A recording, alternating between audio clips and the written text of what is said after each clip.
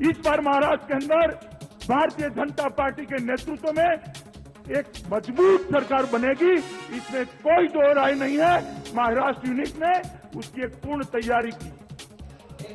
युपीएमुळे महाराष्ट्र पिछाडीवर, महाराष्ट्रात भाजपच्या नेतृत्वाखाली सत्ता येईल। भाजपच्या राष्ट्रीय परिषदेत अध्यक्ष अमित शहांनी जाहीर केलं महाराष्ट्रासाठीचं उद्दिष्ट।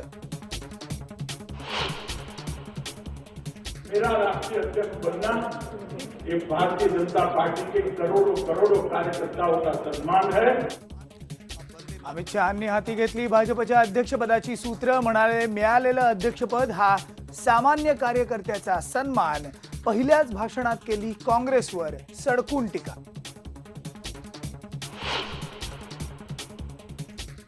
राहुल गांधींच्या उत्तर प्रदेश दंगलीच्या वक्तव्यावरून काँग्रेस आणि भाजपात जुंपली। भाजपचा समाजवादी पक्ष आणि काँग्रेसवर आरोप, तर काँग्रेसनं केलं राहुल गांधींचं समर्थन।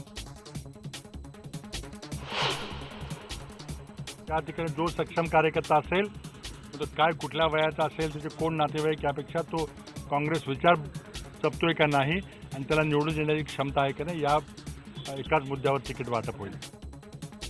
कोण कोणाचा नातेवाईक आहे यापेक्षा सच्चा कार्यकर्त्यालाच उमेदवारी मिळेल। मुख्यमंत्र्यांचा नारायण राणेंना टोला। नारायण राणेंनी मुलगा नितेशसाठी मागितलं होतं तिकीट।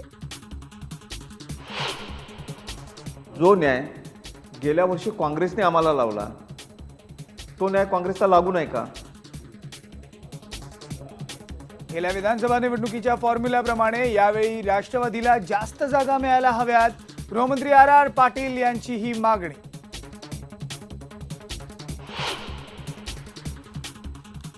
दहीहंडीचा सराव करताना सांदपाड्यात बालगोविंदाचा उपचारादरम्यान मृत्यू। 5व्या स्तरावरून पडून झाला होता जखमी।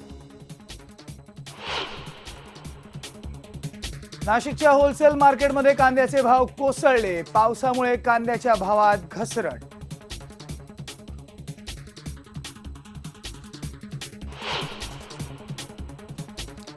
जागतिक आरोग्य संघटनेनं इबोला व्हायरसला आंतरराष्ट्रीय वैद्यकीय आणीबाणी म्हणून केलं जाहीर। आतापर्यंत जगभरात 1000 जणांचा बळी। दिल्लीमध्ये सुरू केली 24 तास हेल्पलाईन।